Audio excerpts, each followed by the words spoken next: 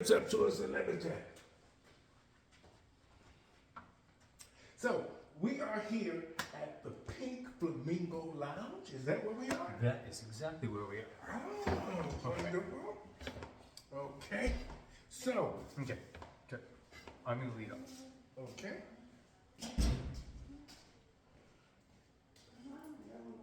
Pretend to be on the phone, Voice of an angel. trying to be nosy. She's a PSW for one of our members.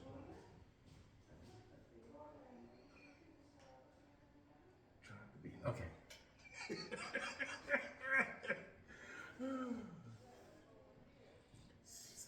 Okay. Welcome to the Pink Flamingo Lounge in Cabbagetown. I am your host, Troy, and today we are going to be talking about why would an American choose to move to Canada. This is my friend Larry, and I have known Larry since 1989, and he is an American that came here in 89. Why would you choose Canada as a place to move to with the United States having all the options it does? Well, first of all, I want to say thank you guys so much for having me here on your amazing podcast. I'm just overwhelmed with the fact that you guys have invited me here. First of all, I came to Canada because of a job offer. I didn't just pick up and leave America to come to Canada. Canada reached out to me. A group called the Imposters reached out to me and asked me if I wanted to join their group, the Imposters, which was a famous drag troupe that was here in Canada, working all over the world. I remember them. The people who do Diana Ross, Carol Channing, the big names at the time. And I was actually in nursing school at the time, and I had a small little job at Pizza Hut, and I was doing well. I was about to graduate, and From Pizza Hut? No, from my nursing job.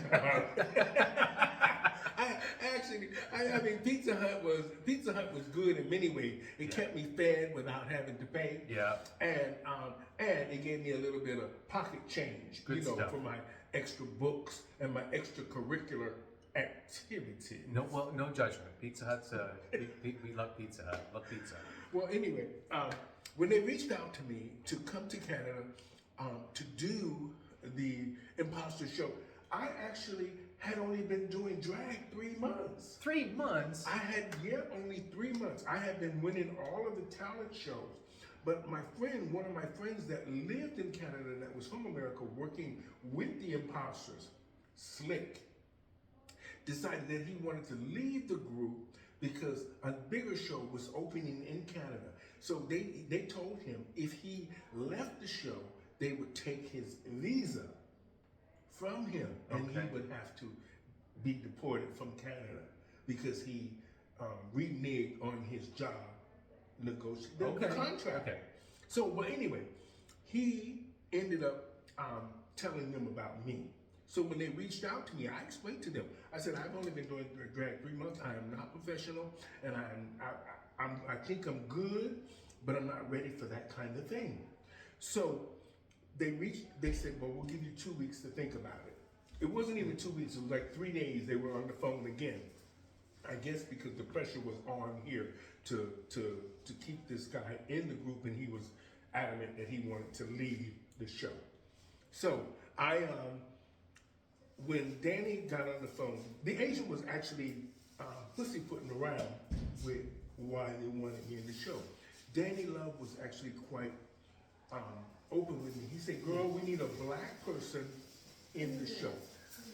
He said, black people are coming to see the show, and there's no black people in the show. Okay. Yes. And Danny Love, by the way, used to do Elvira. Oh, yes, he did. Yes. Oh, my God, I forgot all about Yeah. that. He used to do Elvira. Oh. So, and they convinced me to come to Canada, and that's why I'm here. Really, that was really the start of my journey. And Canada has been good to me. This is why I stayed here all these years. I mean, it hasn't been all good, I mean, because that's just life. Excuse-moi. Oh, but it's been up and down, up Yeah, and of down. course. But this is life, right? But this is why I came to Canada. It's because they offered me a job, and I decided instead of doing nursing, I was more interested in doing the drag, even though I knew I could make a better living at nursing.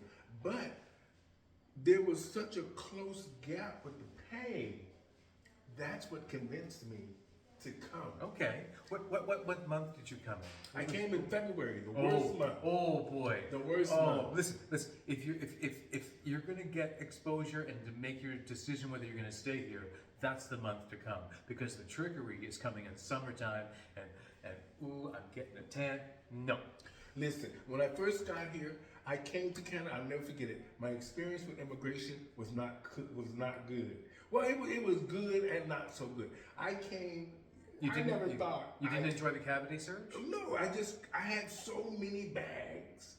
You couldn't be nothing but suspicious. Okay. I had like 20 bags, and I was trying to roll them all down with the cart thing, with like a closed cart thing. Yeah, we know. And it was tripping and all like this here. And my friend and I, we were moving the bags, and immigration stopped us and asked me for my papers. So we handed them what the visa papers that they had gave me, and they said, "Okay, see you later." And we went on, but I came to Canada in the middle of a snow blizzard, and we took the train, the subway, a bus to the subway from the airport with all those bags to downtown Toronto. Just trugging your life around I behind mean, you. if you're asking me, would I have chose to come to Canada and on my own? Well, to be honest, I didn't know nothing about Canada. Had you been to Canada before? No, I had never been to Canada ever. Had you? Did you have any prospects in drag down in? Because you're from Florida. Mm-hmm. Did you have any prospects down there? Or I mean, Well, 3 months isn't exactly a long time to foster being known. Well, I really. But yet it was. Well, it was. The only prospects is that I was good at drag. I wasn't developed as drag, but I think that the opportunity only came because the guy who was here in the show wanted out of the show because he wanted to go to the La Cage show because it was more money and more prestige. Okay. And the Imposters was more like a traveling group. So he, I guess after his 3 years, he didn't want to travel anymore around dragging those bags from city to city, the hustle. And La Cage was stationed right downtown, and it paid more money. It had dancers. It had a bigger budget set. So it was something that I would have done the same thing, but they made it clear you can't leave your contract without putting somebody else in it. I'm gonna stop it. Too much interruption. No, it's not too much interruption. Too much about the other guy. The guy you're replacing and what he's doing and his visa getting revoked. Mm-hmm. Don't want to hear any of that. Oh, okay. I'm going to start over. Okay. I'm going to start over. I'm going to ask the same question. We can talk about, just stick with you. You can briefly just say, I was here to replace somebody who wanted to move on. Oh, okay. Keep it really simple, because it was just, it's the story to divert it from. Because that's why I really am here. I can appreciate that, but stick with your focus. Okay. And you. Just briefly, this guy, he wanted to go on to another endeavor, and I was the person, and so we're going to start from The beginning. Okay.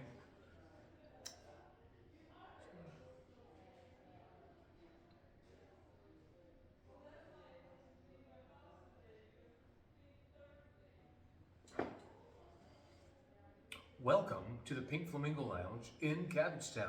I'm your host, Troy, and today we're going to be asking an American, my friend Larry here, why would an American choose to move to Canada? So you came here in 1989, which is the year that we met. Why would an American choose Canada over the United States with all the opportunity and options down there? Well, I came to Canada in February 1989 in the middle of a snow blizzard. And the reason I came is because they offered me a job, and I took the job offer up. And that's how I landed in Canada. And I just thought that this was a great opportunity for me, as I had a friend who needed someone to replace him, and he recommended me. So that's why I ended up in Canada. Now, you said you arrived in the middle of a snowstorm. What month did you arrive in? I arrived in February. Oh, No. Oh, listen, that is the time when it is fair to arrive in, because you come in the summertime and you're all like, I'm getting a tan, and then the winter shows up and it's a slap in the face. It is. And so that must have been a real tough, rude awakening. Had you ever been to Canada before? I had never been to Canada before. To be honest, I really didn't know much about Canada. What did you know? What were the things you knew? I only knew my friends were here. I had a few friends in so Canada. yeah, I'm assuming you knew that it was going to be cold. Yeah. What did you think? I didn't think it would be like blizzard cold. I thought it would be like Florida, because you know Florida does get cold. Yes. But it doesn't get any real snow or anything like that. The northern parts of it may get some. You get some frost. The orange crops will get ice on them. Did you think that there'd be skyscrapers? What did you? Actually, to be honest, I really didn't. I just thought Canada was French. Interesting. Okay. And so I never thought anything more than that. And when my friend was telling me about it, because you know, Lacage is French. Yes. So yeah. I'm thinking the show, and that was all about Lacage au Fall, either the musical or the show, the regular celebrity impersonation show. Well, back in that time, they were doing Diana Ross and Carol Channing and the big names of the day. That's what you were sort of competing with. Well, yeah, they wanted me to come here and do Tina Turner and Janet Jackson, and that's what they offered me, and they offered me I think it was $700 a week for the shows, and I wasn't. And then you would have gotten tips. Well, no, because you were a show. You were with the Imposters. It was a traveling road show, so we really didn't get tips. Every now and then, if we did the gay bar gigs, we would get some tips, but we would still do the same format that we would do in straight bars and clubs and cabarets. Yes. We would do it in the same way in the gay clubs, and very rarely did we get tips because our pay was pretty good, and usually we would do more than one show a night. So you could end up making $1,500, $2,000 a week. That's not bad for 1989. Yeah, for 1989. 89. 89. 89. So Okay. I'm sorry. This is your life. Uh-huh.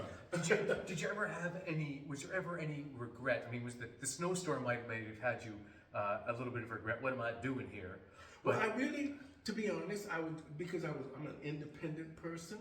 I didn't like the fact of having to live with my friend, and then I didn't know that he had a partner at the same time. I mean, there was no relationship between us or anything, but I didn't like living with other people. Okay. Because I'm very organized and very, I like my own space, and I didn't like that. That was one regret that I had, and the second regret was, I think that I acted too fast. what in accepting the offer to come? Yeah, without really trusting someone with your entire life, especially when I had a promising career as a nurse, and even working at Pizza Hut, they had promoted me. So I would have been making really decent money just by staying at home. But because I was so much more interested in the drag. What was the one thing? What the one thing that really stood out when you came here that you thought this place is that much different than the United States? Well, I thought the snow. But when I first came, I thought, I can't deal with this. I can't deal with this snow thing. And then I watched how miserable people seemed to be. And everything seemed to be, because back then in 1989, the snow was up here, much deeper than it is now. So I thought, oh no, I can't do this. And then it was 7 months of that. And I thought, no, I made a mistake. And those are my only regrets. At the beginning of coming to Canada, I regretted the snow. Listen. I live here and I regret the snow. I've been here my whole life, so I can appreciate that. I mean, I think one of the distinct differences is that, and the similarity at the same time. Canada is "we the people," and the right to bear arms. They were talking about tank tops. That was the sort of one of the big differences. Why not like New York or San Francisco or something that is? Well, I mean, if they would have been offering me a job, I would have went anywhere. I mean, anywhere. But I think that I was just at the time I was at the peak. When you first start doing the talent shows, because you're competing with a lot of the legends up there, because the prize money was pretty good. $100, $150 could pay your light bill or fill your gas tank up. And not only that, the clubs used to be packed in Miami. They used to be packed when we used to go do the shows. And the crowd, the tips, like you said, you can make all the tips in the gay bars and everything. And each week I was eating them up. And I was leaving there with lots of money and everything. I was getting all the drinks. I was getting bookings. And I was and I was really muscular. Like, I was athletic because And then this happened. Well, oh, queen, y'all. Oh, queen. But I'm here, okay? I am here. Yeah, you've been here ever since. And I clearly... 37 years this year. Is it 37? 89, that's correct. Yeah, 37 years. That's practically a whole lifetime ago. Mm-hmm. Any regrets? I think that, I don't think so. I think that I'm right where I need to be. Well, For some reason, even though I went through all the stuff I went through, I think Canada was really a safety net for me, and I think I'm right where I'm supposed to be. did you feel safer here as a black man, as a gay black man, and a gay black drag queen? I don't think there's any straight drag queens, and there certainly weren't back then, maybe now, but no hate out there. Did you feel any safer up here? I just felt like, how do you say this without it being one way or the other? Anyway, I felt that Canada was behind in everything. You thought that they were? Yeah. Until you got here and then... I still think that to this day. I think that Canada, it's not lacking, it's just not doing. In America, they do. They do. They do. In Canada, we think about it. No. And then we think some more. I think that there's too many different religions here that hamper the country from moving the way it should move. Okay. Did you ever feel, now, because I thought it was to assume that you'd be safer here, was it unsafe for you down in the United States? No. I didn't think, listen, wherever you go in the world, it's going to be concerning if you're in those concerning situations or you're putting yourself in those concerning situations. I never really, in the States, I didn't drink. I didn't smoke cigarettes, and I never did a drug. And to this day, I've never done a drug in my life, and I've never smoked cigarettes. People don't believe it. I do drink because I need something to keep my nerves calm. But I've never been to AA or any of those kind of, rehabilitation centers and stuff. Only because I've been around it all my life. I've been around concerning people all my life. But I don't do things that don't interest me. So it's people never believe I don't do drugs and I don't smoke. And it's like, I just don't do things that don't interest me. But I've never felt unsafe unless I go somewhere with people and hang out. But most of the time in Canada here, I felt safe. Even in the US, I felt safe. I mean, there was no reason for me to be in bad areas in the US. You know what I mean?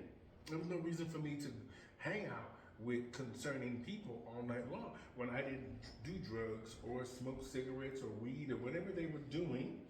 I never felt unsafe in the States. Did you ever think that the Canadians had holier than thou attitude compared to Americans. I think that does that ever come across? Do we ever come across that way? No, I think that Canadians are, to me, seem very disconnected from the country. I think most Canadians here don't feel they're Canadian unless something bureaucratical comes out of it. Then they act on that. Okay, maybe not to cut you off. Maybe back at that point in '89, we were suffering from a cultural identity. Do you still think that that's a thing now? Yeah, I really think it's a thing. I think this is why the country doesn't progress. And it has nothing to do with Canada needs to be like America. But I think that there's too much divide here with the different cultures and the different religions that have stopped the progression of this country. Oh boy, there's some fighting words. I know. But listen, But it's true. Well, listen, your truth is your truth, and that's your experience. I mean, you don't feel that? No, I don't. Okay. No. Why is that? Is it because have you asked younger people how they feel? You should ask younger people how they feel about the country. And then, of course, you're an older person, and I'm older, so of course we're gonna have values like the people we're around, and most of the people we're around are older people who consider themselves established and Canadian. Well, maybe that'll be the next topic that we talk about, but I think that's what we're going to wind up. I want to thank you for coming in. Mm-hmm. A big old hearty Thank you. handshake. And that's it from the Pink Flamingo Lounge here in Cabbagetown. Back at you later.